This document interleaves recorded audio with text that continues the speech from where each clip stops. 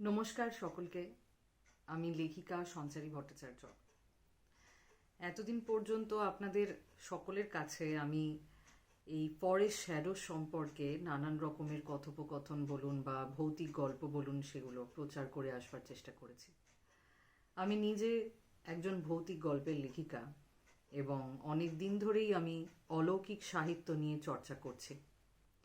তবে কোথাও না কোথাও আমার এটা মনে হয়েছে বিগত দিনে আমাকে যে প্রতিকূলতার মধ্যে দিয়ে যেতে হয়েছে, যে পরিস্থিতির মুখোমুখি পড়তে হয়েছে এবং এমন কিছু মানুষের সান্নিধ্যে আমি এসেছি যারা কোথাও না কোথাও আমাকে এটা বুঝিয়ে দিয়ে গেছে যে একা বেঁচে থাকতে হয়। এত কিছুর পরেও, এত কিছু দিয়ে এবং এত অবহেলা সহ্য করেও আমাদের সেই নিজের প্রতি একটা আত্মবিশ্বাস, নিজের প্রতি একটা আত্মচেতনা, এইভাবে নির্ভরশীল হয়েই বাঁচতে হয়। এবং এটার পাশাপাশি আমি আরও একটা জিনিস অনুভব করলাম, সেটা হলো ঈশ্বরের প্রতি বিশ্বাস। এই কঠিন যে সময়টা, যেটার মধ্যে দিয়ে আমি এখনো হয়তো যুঝে চলেছি, এখনো জানি না এটার থেকে পূর্ণতা রূপে আমি মুক্তি কবে পাব, কিন্তু তবুও মনে হয় যে এই স্বল্প সময়ের মধ্যে বা এই কঠিন পরিসরের মধ্যে যদি সত্যি সত্যি আমাকে কেউ সহায়তা করে থাকে, সেটি হলেন ঈশ্বর। ঈশ্বরের যেহেতু কোনো রূপ আমরা দেখতে পাই না, শুধুমাত্র একটা শক্তি হিসাবে তাকে পরিকল্পনা করে থাকি, একটা শক্তির বলয় হিসাবে তাকে দেখে থাকি, তাই কোথাও না কোথাও আমাদের এটাই মনে হয় ঈশ্বর আছেন, আমাদের সাথে আছেন, প্রতিটা মুহূর্তে আমাদের সহায়তা করছেন এবং কঠিন পরিস্থিতির থেকে মুক্তি লাভ করবার জন্য একটা নতুন উপায় খুঁজে দিচ্ছেন। এই ফাঁকে আমি বইমেলাতে আমার কিছু বই উদ্বোধনের জন্য গিয়েছিলাম। মূলত ভৌতিক সাহিত্য নিয়ে এতকাল ধরে চর্চা করবার মধ্যেও আমি এটাই দেখেছি যে গল্পগুলিতে নিজের বিষয়বস্তু বলুন বা গল্পগুলি সাজানোর যে অভিব্যক্তি বলুন, তার মধ্যে কিন্তু এই ঈশ্বর চিন্তার বিষয়টাকেই আমাকে নিয়ে আসতে হয়েছে। অর্থাৎ কোথাও না কোথাও অশুভ শক্তিকে পরাস্ত করেছেন শুভ শক্তি।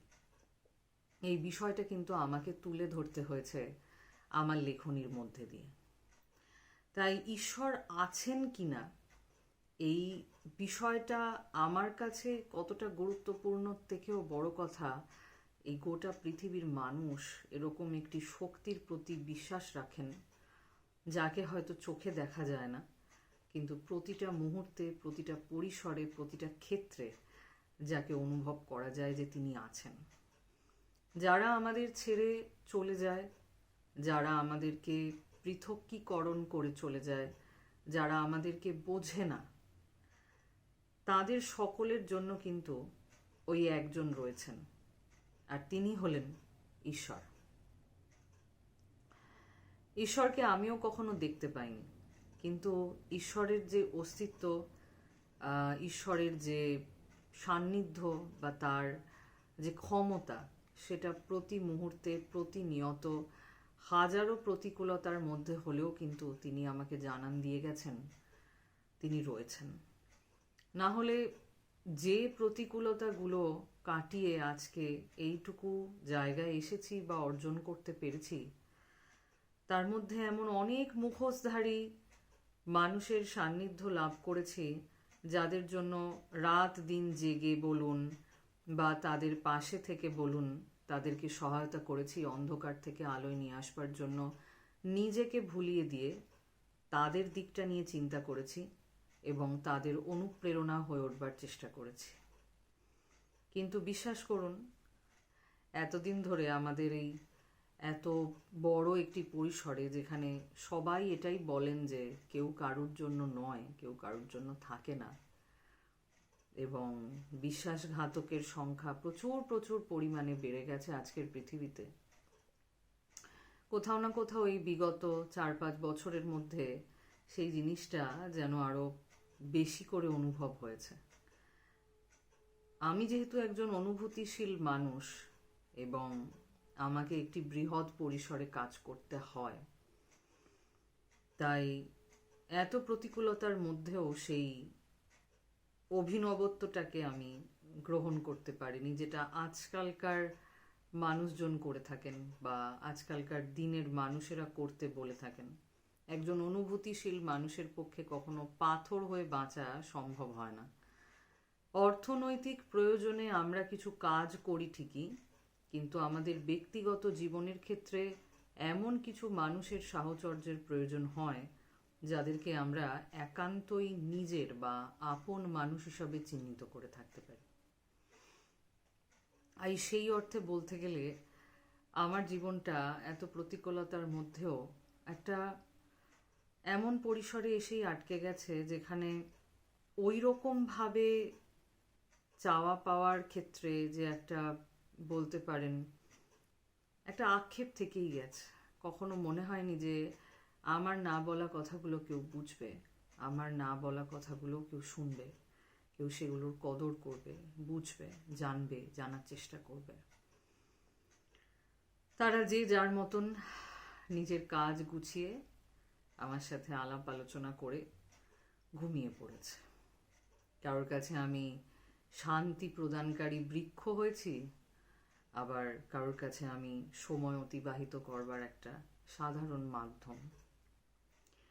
আমি কিভাবে আছি, কিভাবে থাকবো, আগামীতে কোন বিষয়টা নিয়ে বাঁচবো, এটা একমাত্র যদি কেউ বুঝে থাকেন বা ভেবে থাকেন, সেটা হচ্ছে ওই ওপরে যিনি বসে আছেন তিনি ভেবেছেন।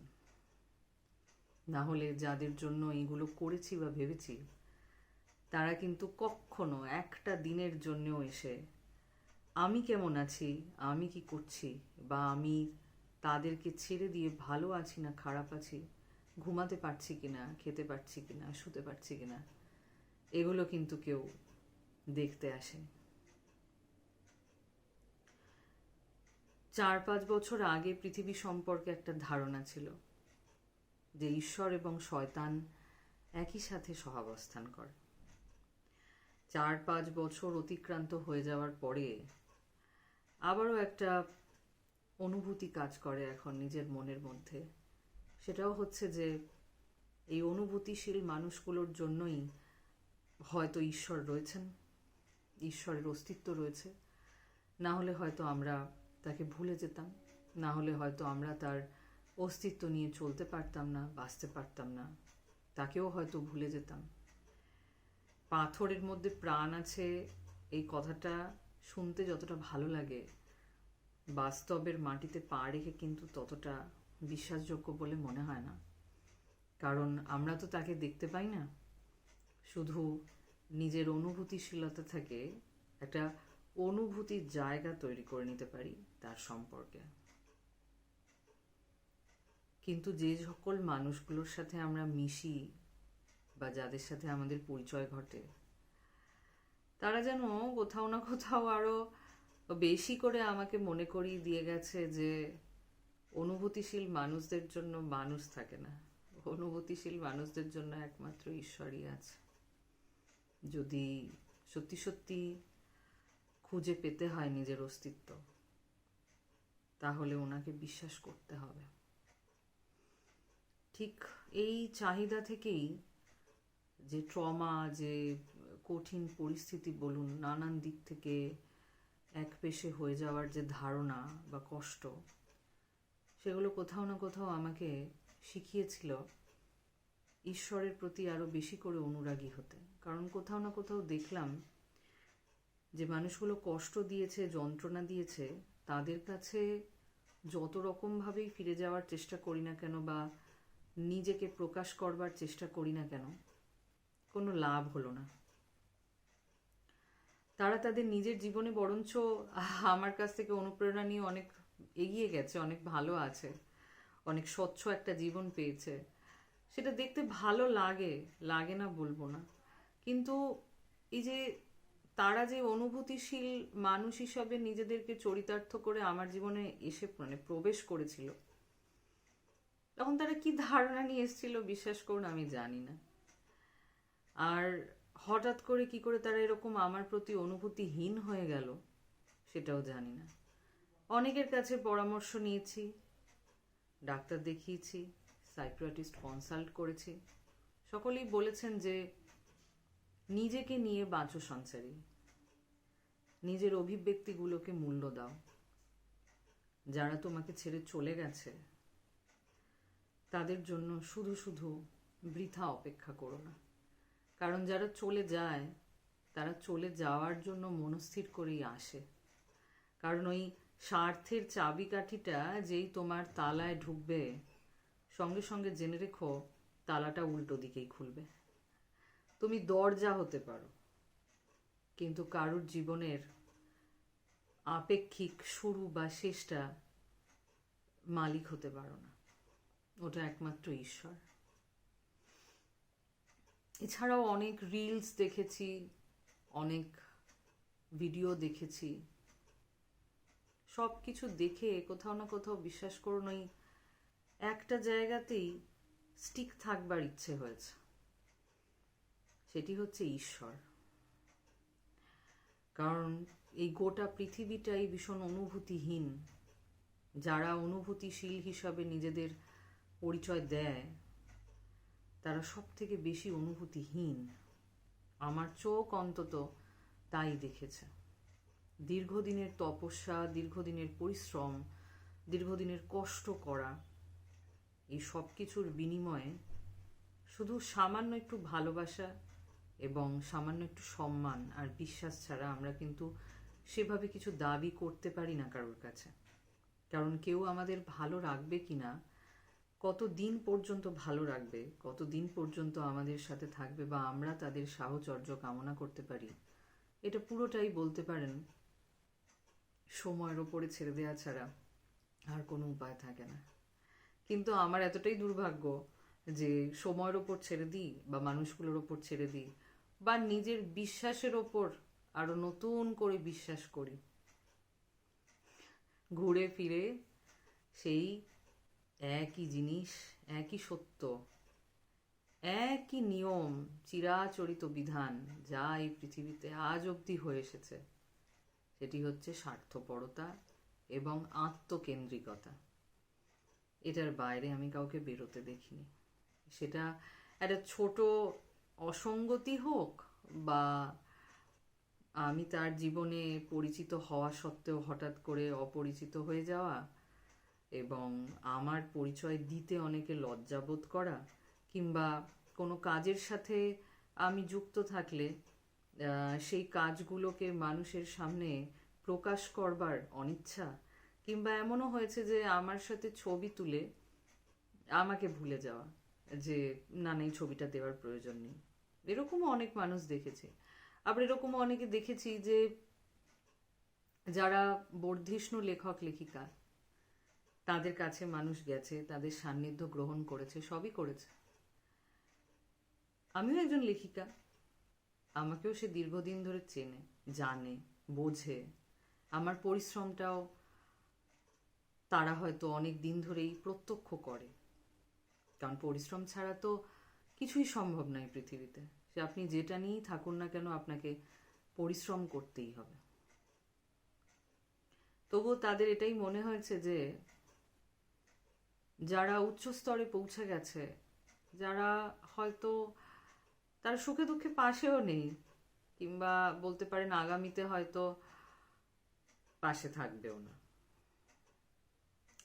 তবুও তাদের যে পেশাগত দিক, তাদের যে উন্নতি, তাদের যে অনুসরণ করার মতন একটা যোগ্যতায় তারা পৌঁছেছেন, এই যে আত্মবিশ্বাস, এইটা ওই মানুষগুলোকে সবসময় ওই উচ্চ শ্রেণীর, উচ্চ কথা বলা, উচ্চ দৃষ্টান্তপূর্ণ মানুষগুলোর প্রতি আবেগপ্রবণ করেছে। কিন্তু আমার জায়গা, আমার অবস্থান তাদের চোখে শুধুমাত্র ওই একটু টাইম পাস, একটু সুন্দর কথা বলতে পারার একটা মাধ্যম, বা দীর্ঘ সময় ধরে রাগ অনুরাগ বা যোগ বিয়োগের একটা অঙ্ক কষার মাধ্যম হিসেবে আমি থেকে গেছি। আমার সেই বিষয়গুলো নিয়ে আজ বিশ্বাস করুন আজ এক বর্ণ আর আমি দুঃখী নয়, কারণ এই দীর্ঘ সময়ের মধ্যে নানান রকমের ঘাত প্রতিঘাত এবং অভিজ্ঞতার মধ্যে দিয়ে আমি একটা জিনিস আন্দাজ করতে পেরেছি যে সত্যি কথা বলতে কি, যদি সর্বতোভাবে কেউ আমাদের পাশে থাকে বা আমাদেরকে সহায়তা করে থাকেন, তাহলে সেটি একমাত্র ঈশ্বর। যার কাছে কষ্ট পেয়েছি, যার কাছে কেঁদেছি, যাকে মনের সব কথা নির্ভয় নিঃসন্দেহে বলতে পেরেছি, যে কখনো আমার কাছে নিজের স্বার্থকে চরিতার্থ করতে চায়নি, যে কখনো আমাকে পাল্টা কোনো প্রশ্ন করেনি যে যারা তোমায় ছেড়ে চলে গেল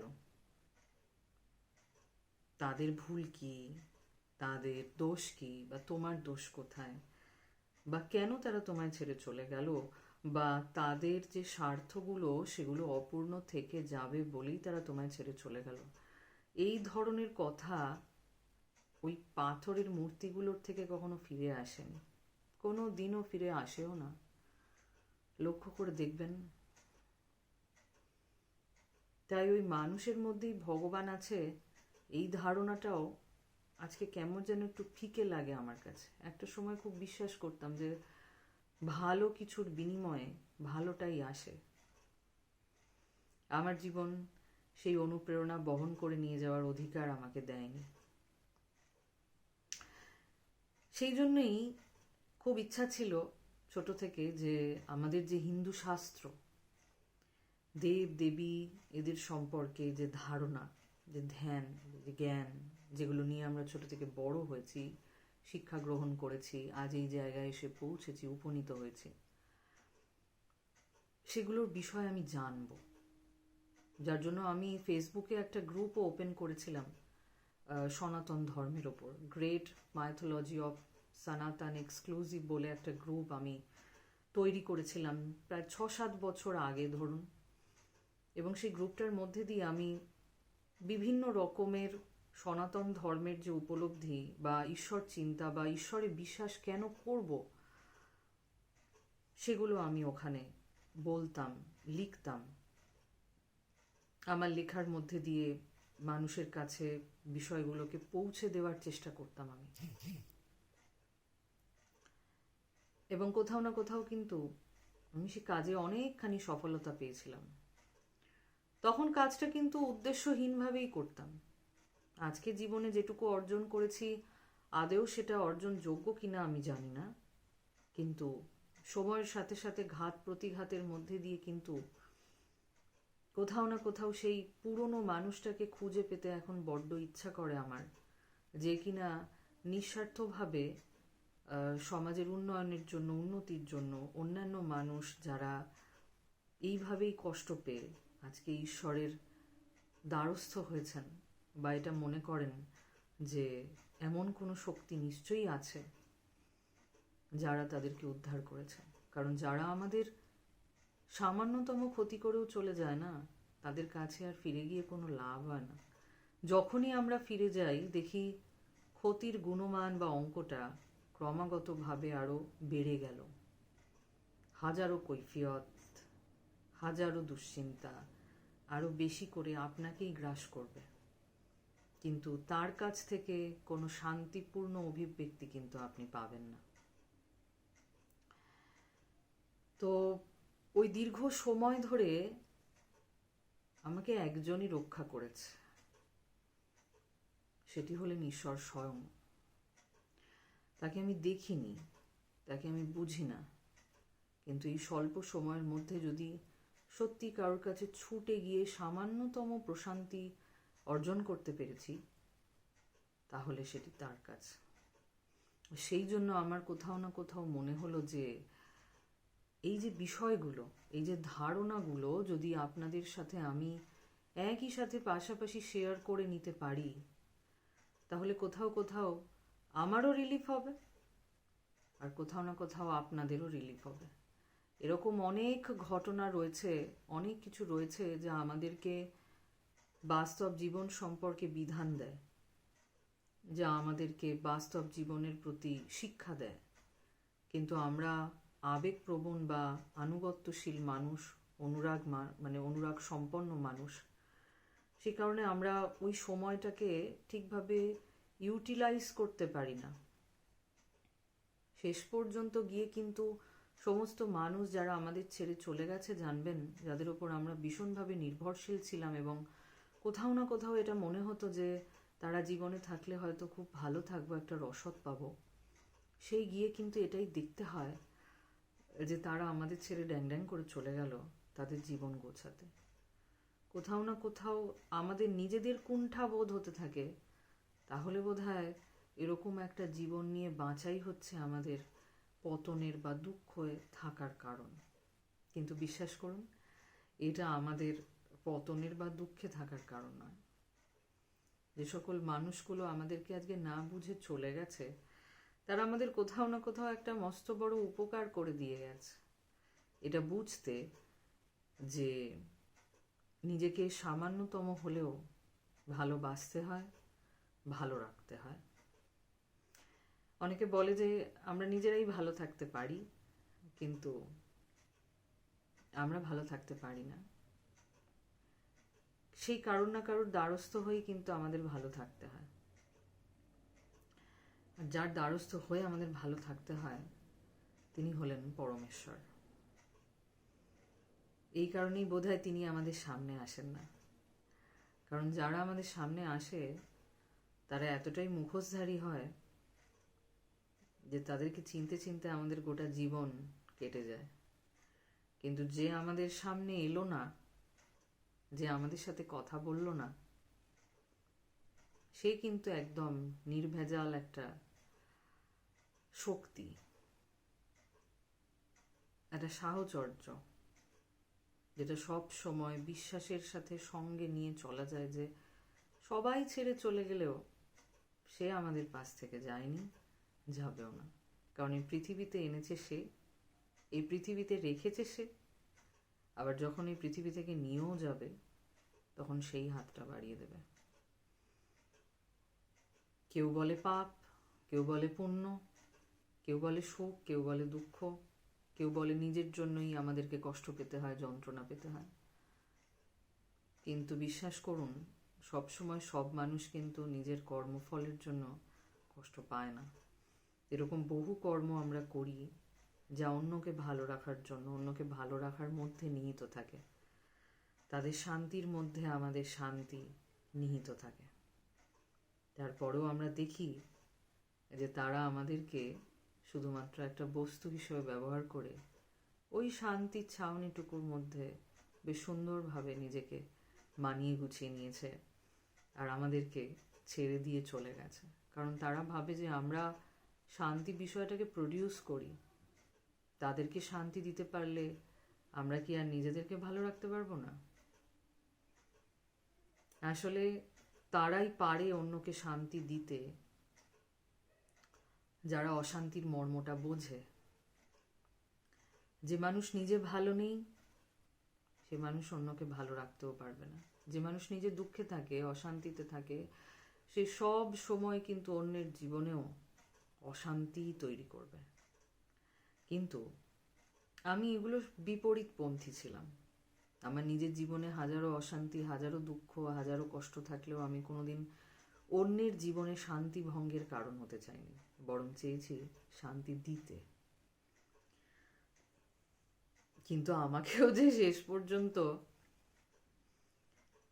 সেই পরম ব্রহ্ম শক্তির আশ্রয় নিতে হবে, এটা আমি জানতাম না। গিয়ে কিন্তু অনেক লাভ হয়েছে, ক্ষতি হয়নি। তাই ভাবলাম যে এই সমস্ত বিষয়গুলোকে এরপর থেকে আপনাদের সকলের সাথে শেয়ার করে নেব। যারা আমাকে আজকে সঞ্চারী ভট্টাচার্য থেকে লেখিকা সঞ্চারী বানিয়েছে, সেই সব মানুষগুলোর সাথে আমি আরও বেশি করে ইন্টারাক্ট করব এই আলোচনার মধ্যে দিয়ে, এবং কোথাও না কোথাও আমার চিন্তার সাথে আপনাদের চিন্তাগুলো মিলছে কিনা এটা বুঝতেও পারবো। ঈশ্বরের বিষয়ে অনেক বই কিনেছি এবার গীতা প্রেস থেকে, বইমেলাতে। বইগুলো সত্যি অভূতপূর্ব লেখা, এবং যারা লিখেছেন তারা অনেকেই হয়তো আজ আর জীবিত নেই, আমাদের মধ্যে নেই তারা, কিন্তু তাদের লেখা, তাদের শক্তি প্রতিটা শব্দের মধ্যে দিয়ে আমাদের কাছে পৌঁছে যাবে। তাকে হৃদয়ঙ্গম করতে পারলে দেখবেন আমার বলা এই দীর্ঘমেয়াদী কথাগুলো আপনাদের ভালো লাগছে। তাই কোথাও না কোথাও আমার মনে হলো যে ওই বইগুলোর বিষয়ে আপনাদের সামনে আলোচনা করব। তো বইগুলো সঙ্গে নিয়েই আলোচনা করব, কারণ আমি এতটা জ্ঞানী নয় যে একবার পড়ে তার সার মর্ম বা উপকথা জেনে আপনাদের সামনে আলোচনা করতে পারবো। অনেকগুলো বই কিনেছি, ছোটবেলা থেকে ইচ্ছা ছিল পুরাণের বিষয়ে জানা, উপনিষদের বিষয়ে জানা, এছাড়া ঈশ্বরের অস্তিত্ব সম্পর্কে জানা, এবং সেটা নিয়ে একটা দীর্ঘ সময় অবধি কাজও করেছিলাম। ভেবেছিলাম যে মানুষের মধ্যে শান্তি পাবো, ঈশ্বর মনে থাকবে, অবশ্যই তাকে প্রার্থনা করব আগামীতে এগিয়ে যাওয়ার জন্য। কিন্তু ঈশ্বর কোথাও না কোথাও, বিশ্বাস করুন আর না করুন, এটাই বুঝিয়ে দিলেন মানুষের মধ্যে শান্তি খুঁজে লাভ নেই, তোমাকে অনুসরণ করতে হবে আমারই পথ, আবার আমার কাছেই ফিরে আসতে হবে। শুধু আমাকে নয়, এই প্রতিটা মানুষকেই ফিরতে হবে, যারা অন্যদেরকে কষ্টও দিচ্ছে তাদেরও, আর যারা অন্যের জন্য করে মরছে তাদেরও। আমি প্রথম থেকে ঈশ্বরের সাথেই ছিলাম, ঈশ্বরকে নিয়েই বেঁচেছি, ঈশ্বরের প্রতি আনুগত্যশীল ছিলাম, তাকে বিশ্বাস করেছি। কিন্তু কোথাও না কোথাও কিছু ভালো মানুষের সান্নিধ্য পেয়ে মনে হয়েছিল যে ঈশ্বর মনে থাক, বাস্তব জীবনেও ঈশ্বরের মতন সুন্দর কিছু মানুষ হয়তো পেয়েছি। কিন্তু অভিজ্ঞতা অন্য কিছুই শিখিয়ে দিয়ে গেল, অনেক নতুন কিছু শিখিয়ে দিয়ে গেল। এখন মনে হয় যে এভাবে হয় না, ঈশ্বরের মধ্যেই সবকিছু আছে, শান্তি, সমৃদ্ধি, উন্নতি, নাম, যশ, খ্যাতি, তাকে ছাড়া অসম্পূর্ণ। এবার থেকে আমি তাই ওই বইগুলো, পাতাগুলো উল্টোবো আপনাদের সাথে, এবং নতুন নতুন বিষয় সম্পর্কে আলোচনা করব আপনাদের পাশে নিয়ে। আশা করি এতকাল ধরে আপনারা যেভাবে আমার লেখনীকে পছন্দ করে এসেছেন, কোথাও না কোথাও এরপর আমার কাছ থেকে ওই আধ্যাত্মিক কাহিনীগুলো শুনেও হয়তো নিজেরা অনেক বেশি ইনফ্লুয়েন্সড হতে পারবেন, অনেক বেশি ইন্সপায়ার করবে বিষয়টা আপনাদের। এই চ্যানেলটিকে প্রথমে ভেবেছিলাম ভৌতিক গল্পের মধ্যেই আটকে রেখে দেবো, সীমাবদ্ধ করে রেখে দেবো, কিন্তু কোথাও না কোথাও মনে হলো যে না, মনের কথা বলবার জন্য একটা মাধ্যম দরকার, আর এর থেকে ভালো মাধ্যম আর কিছু হয় না, যেখানে হাজারো হাজারো কোটি কোটি মানুষ এক নিমেষে একটা ক্লিকের মধ্যে দিয়ে আমাদের কাছে পৌঁছে যেতে পারেন। তাই সুযোগটাকে কাজে লাগাচ্ছি বলবো না, বলতে পারেন এই সুযোগটাকে একটা ভালো কাজে নিয়োজিত করছি। ঠিক যেভাবে ফেসবুকের পর্দায় গ্রুপ বানিয়ে আমি মানুষের কাছে ঈশ্বরের বিভিন্ন অজানা তথ্য পৌঁছে দিয়েছিলাম, ঠিক একইভাবে এবারেও পুরাণ উপনিষদের বিভিন্ন অজানা দিক আমি আপনাদের সামনে তুলে ধরব।